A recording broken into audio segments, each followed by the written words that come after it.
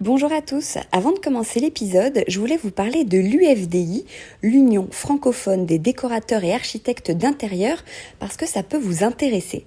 L'UFDI est partie du principe que l'union fait la force, que ce sont des métiers dans lesquels on peut se sentir seul ou avoir besoin de partager. C'est donc un réseau qui accompagne les pros de la déco, qui échange avec eux régulièrement sur les best practices, qui leur offre un cadre juridique, qui rassemble des profils qui ont les mêmes exigences qualité. Donc si vous êtes un pro de la déco, ça peut être sympa de rejoindre l'UFDI qui fait tout pour valoriser votre profession. Et à l'inverse, si vous êtes plutôt un client, que vous cherchez quelqu'un, travailler avec un membre de l'UFDI, c'est l'assurance d'être accompagné par un spécialiste compétent et reconnu, un vrai partenaire de confiance comme on dit. Et ce, quel que soit le projet, coaching déco, rénovation de maisons, appartements, bureaux, commerces, hôtels, collectivités, etc. C'est vraiment une excellente initiative qui pourrait vous plaire, donc je voulais vous partager l'info et bien sûr les remercier de soutenir Décodeur. Allez, c'est parti pour l'épisode. Alors Marie, à toi, on change complètement d'univers. On change un peu d'univers, mais on reste pas non plus trop éloigné. Je vais vous parler des influences du mouvement surréaliste sur le design. Cette année 2024 marque l'anniversaire du mouvement surréaliste, qui fête ses 100 ans. Et plusieurs expositions célèbrent cet anniversaire, parmi elles, celle qui a lieu en ce moment au Centre Pompidou, à Paris, jusqu'au 13 janvier, donc ça vous laisse un peu de temps pour aller la voir. On peut y admirer des œuvres d'artistes vraiment emblématiques de ce mouvement, comme Dali, Magritte, De Chirico, Mark Hens, mais aussi des surréalistes femmes qui sont moins connues et beaucoup moins représentées, comme par exemple Dora Maar ou Leonora Carrington. Cette grande exposition au Centre Pompidou a un peu lancé les festivités et permet de remettre la lumière sur ce mouvement artistique très fort qui a marqué l'histoire de l'art, avec bien sûr son univers complètement loufoque, un grand intérêt pour l'inconscient humain, l'imaginaire, les mythes, le rêve. Il faut dire que les surréalistes sont des contemporains des recherches sur le rêve de Freud. Ils savent comment le rêve joue un rôle essentiel sur l'exploration de l'inconscient et de la psyché humaine, ce qui va être une source d'inspiration principale pour les surréalistes. Donc il en a découlé un certain type de représentation dans leurs tableaux ou dans leurs œuvres, parce que ça peut être aussi la littérature, comme les déformations, les objets mous, les objets qui fondent, les trompe-l'œil, les proportions un peu décalées, les références oniriques, pas dénuées aussi d'humour. Il y a pas mal d'humour dans le mouvement surréaliste et dans les intentions des divers artistes. Et bien sûr, tout ça, ça a énormément marqué et inspiré les créatifs par la suite, des décennies après, encore aujourd'hui. C'est un mouvement qui a une influence vraiment majeure sur l'art et le design, mais c'est aussi un art de vivre, une véritable révolution culturelle. C'est plus qu'un mouvement artistique, ça a vraiment infusé plein de domaines. Donc aujourd'hui, je me suis demandé comment ce mouvement a imprégné l'imaginaire des designers et surtout, qu'est-ce que c'est un imaginaire surréaliste ? Par exemple, lors de la Design Week parisienne, qui a lieu au début du mois de septembre, il y a une marque qui s'est relancée, parce que c'est une marque mythique qui existait depuis longtemps, qui s'appelle BD Barcelona.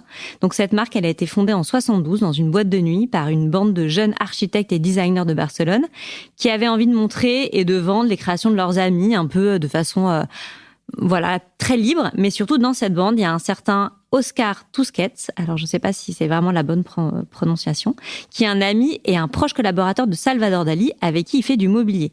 C'est une facette de Dali qui est moins connue. On connaît évidemment beaucoup ses tableaux, mais moins le fait qu'il ait aussi fait pas mal de mobilier.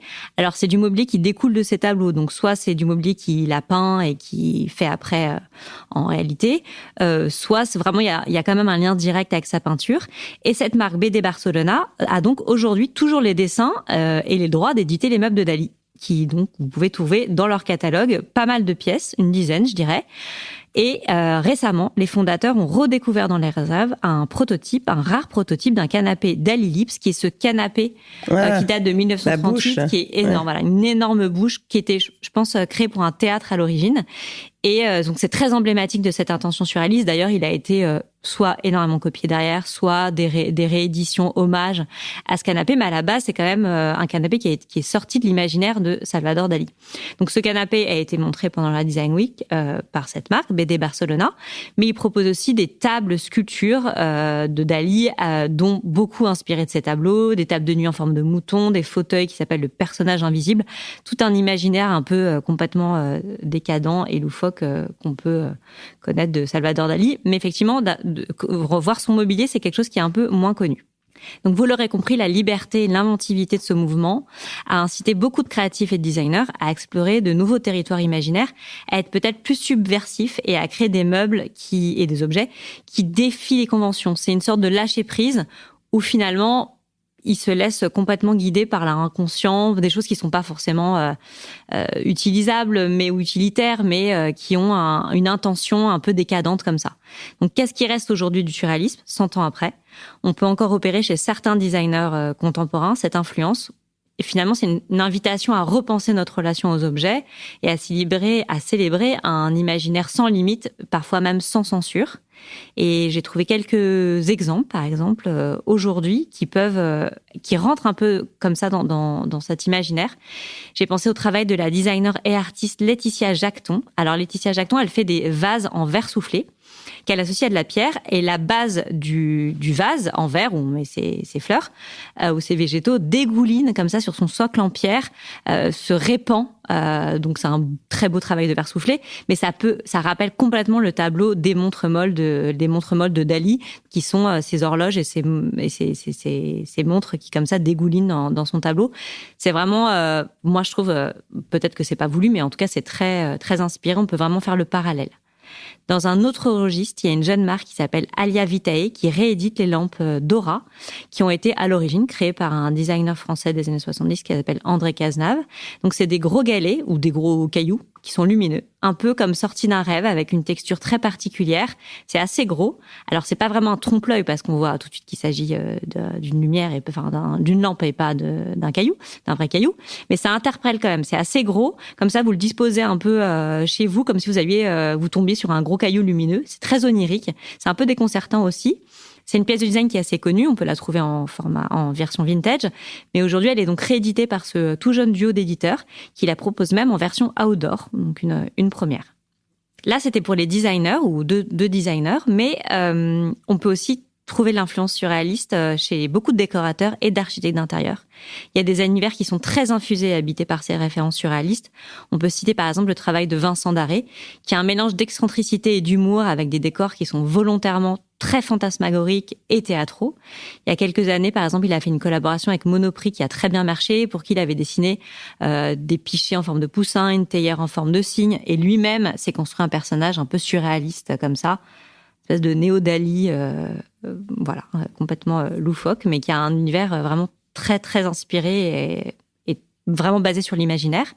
Dans un autre registre, on peut aussi parler de l'univers d'Uchronia et de son jeune fondateur Julien Seban, auquel tu avais consacré un épisode, Hortense, il y a quelque temps.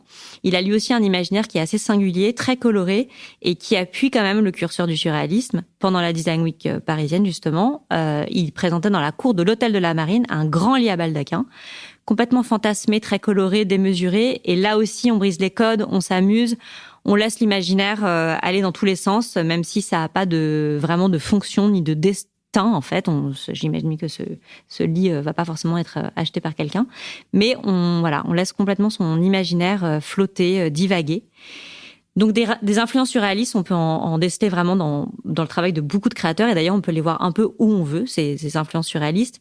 Mais ces quelques exemples que je viens de vous donner témoignent que 100 ans après, le surréalisme, au-delà d'être un courant artistique majeur, il a été aussi très fondateur d'un imaginaire libéré, et je pense qu'il continuera encore à inspirer très longtemps, à être réinterprété, tant les différentes portes d'entrée sont possibles, et surtout les espaces de liberté sont très nombreux.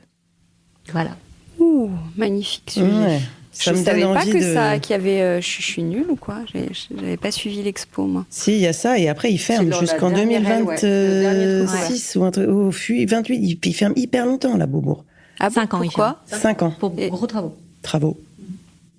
T'es allé déjà au musée Dali à Figueras ? Non, jamais. C'est extraordinaire. Il paraît. Extraordinaire. Pourtant, c'est un voyage. Pas trop, moi non plus, je suis pas fan. Non, mais c'est dingue. Et sa maison à Cadaqués, c'est fabuleux. Moi, j'ai adoré visiter. Ouais. Et avec les enfants d'ailleurs, à faire avec des enfants. C'est très parlant pour les enfants. D'ailleurs, l'expo à Beaubourg, c'est une expo tout à fait à faire avec les enfants. Je vais peut-être y aller, tiens, bonne idée. Oui, bonne idée. très intéressant. Merci beaucoup Marie, Merci c'était à 3 vous. sujets quand même très différents. Très différent. Merci beaucoup les filles et à bientôt. Quelqu'un veut ajouter une petite... À la prochaine. À bientôt. J'ai sans pas envie de vous pomme-pote, quitter, j'ai sans envie pomme-pote. de broder À très bientôt. sans pomme-pote, oui. Bon, ça, c'est bon. Dans ton sac, on va vérifier. Allez, merci beaucoup Ciao, à tous ciao. pour votre écoute et merci les filles, au revoir.